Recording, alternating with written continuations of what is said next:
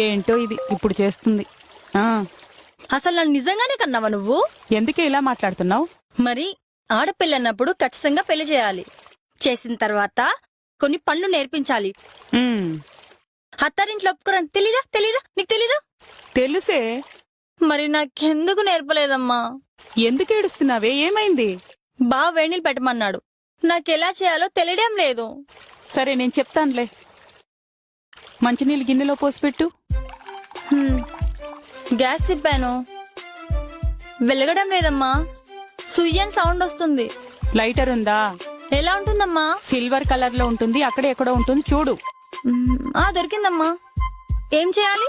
Stove వెలిగించే. నాకు అన్ని నేర్పించమ్మా.